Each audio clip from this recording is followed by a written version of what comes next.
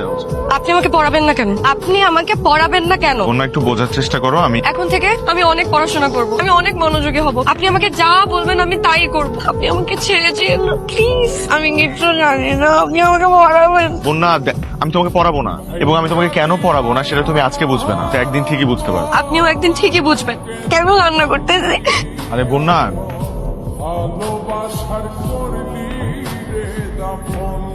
এটা বন্যা না? হ্যাঁ। ওকে একটু অন্যরকম লাগছে, ম্যাচিওর, সুন্দর। বিয়ে ঠিক হইলে মেয়েদের একটু সুন্দর লাগে রে।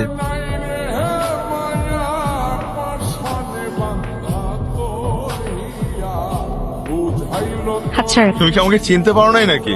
আমাকে ইগনোর কেন করছো বন্যা? যাক, ইচ্ছে থেকে বন্যা হয়ে উঠতে পারছি। তাহলে আমি কোথায় আপনাকে ইগনোর করছি? আপনি তো আমাকে ইগনোর করেছেন এত বছর। আমি তো আপনার সাথেই থাকতে চেয়েছিলাম, আপনি তো ছেড়ে চলে গেছেন। আচ্ছা, ব্যথা পাচ্ছি। যদি না ছাড়ি? চুরি ভেঙে যাবে। এই চুরি কিনে দেওয়ার সাধ্য আপনার নেই। এই সামান্য চুরি কিনে দেওয়ার সাধ্য আমার নাই। এটা কোনো সামান্য চুরি না। সবই ঠিক আছে, কিন্তু আমি 9টা চুরির বিষয়টা বুঝতে পারছি না। আমি তোমাকে ভালোবাসি। এখানে অক্ষর কয়টা?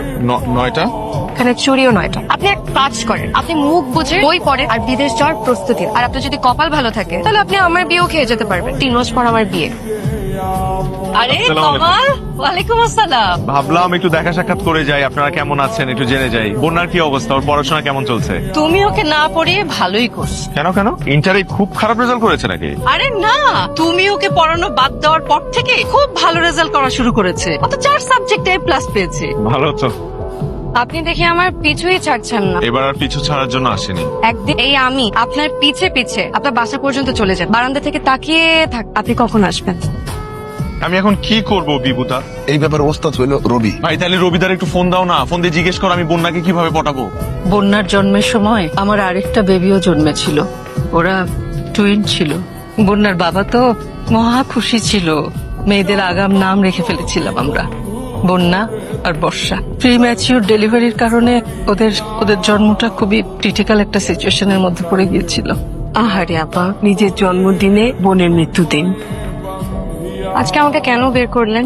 এই দিন আমি বাসা থেকে কোথাও বের হই। বন্যা, আমি খুব ভালো করেই জানি তুমি আজকের দিনটা কেন উদযাপন করো না। আমি যেমন তোমার হাসির কারণ হতে একজন কমেডিয়ানও হয়ে যেতে পারি, তেমনি তোমার কান্না মোছার জন্য মানব রুমালও হতে পারি।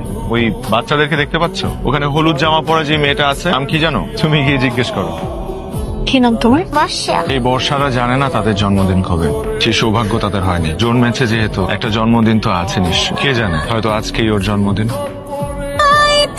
কি ব্যাপার, আমার ক্যাম্পাসে আসলেই তোমার ফোন করে এখানে রাখলে যে? আমার স্বপ্ন আমি একদিন ঢাকা ইউনিভার্সিটির অ্যাপ্লাইড ফিজিক্সে পড়ব। তাহলে আর হয়েছে পড়া। তোমার যে ঘিলু, এই স্বপ্ন তোমার আজীবন স্বপ্নই রয়ে যাবে। স্বপ্ন দেখা ভালো, মানুষের বড় বড় স্বপ্ন দেখা উচিত। আপনি না একটা আচ্ছা, তুমি এত কষ্ট করাচ্ছ কেন আমাকে দিয়ে? আমাকে চুরিগুলো দিয়ে দিলেই তো পারো।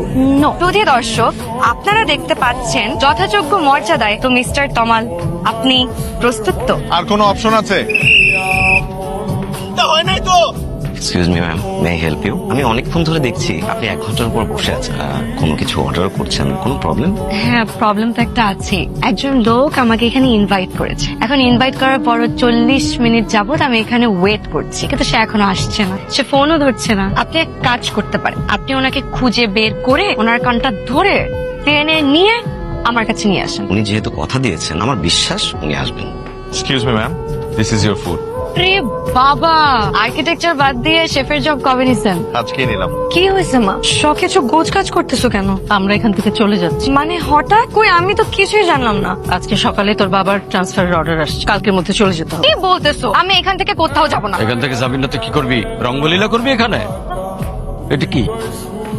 এই নষ্টামের জন্য এত কষ্ট করে তোদের মানুষ করার চেষ্টা করছি আমি। সব দোষ তোমার। সারাদিন কুত্তার মতো খাটনি করি, সরকারি চাকরি, সামান্য বেতন, অন্য মানুষদের মতো তো হইতে পারি নাই। প্রত্যেকটা টাকা আমি অনেক কষ্ট করে রোজগার করি। আর আমার সন্তানেরা একটা তো লেখাপড়াতে কোনো মনোযোগ নেই, আর আরেকটা এই বয়সে শুরু করছে রঙ্গলীলা। বারবার রঙ্গলীলা রঙ্গলীলা করবে না তো বাবা, আমি তমাল ভাইকে ভালোবাসি। যা!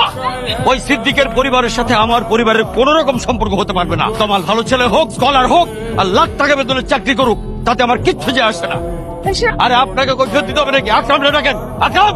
কি ব্যাপার, তুমি বাসার ভিতরে ঢুকে চিৎকার করতেছো কেন? আমি তো জানতাম কি জন্য তোর ফ্যামিলিকে আমার ফ্যামিলির সাথে ভালো সম্পর্ক করার সুযোগ দিয়েছি। সবগুলো ফাইলে আমি থর মনে সাইন করেছিলাম, আর এখন আমি হয়ে গেলাম দুর্নীতিবাজ। যদি প্রমাণগুলো আমি রাখতে পারতাম তাহলে তোর আমি মুখোশ করে দিতাম। এই, তুমি আমার কি মুখোশ খুলবে? হ্যাঁ, এত ক্ষমতা কিসের তোমার? চাকরি টিকে আছে শুধু আমার জন্য। এখন আমার পায়ে হাত দিয়ে সালাম করা দরকার। এই, আমার মেয়ে কি সস্তারে? তোর ছেলেকে আমার মেয়ের পিছনে লেলিয়ে দিয়েছিস। এসব ছেলের উদ্দেশ্য আমি খুব ভালো করে বুঝি। বাপ ছেলে একই ক্যারেক্টার, লুজ ক্যারেক্টার। বন্যা শোনো না, দেখো গতকাল যা হয়েছে পুরোপুরি আমাকে ভুল বুঝছো। যেখানে আমার বাবার সম্মান নাই সেখানে কিভাবে থাকে বলো? বন্যা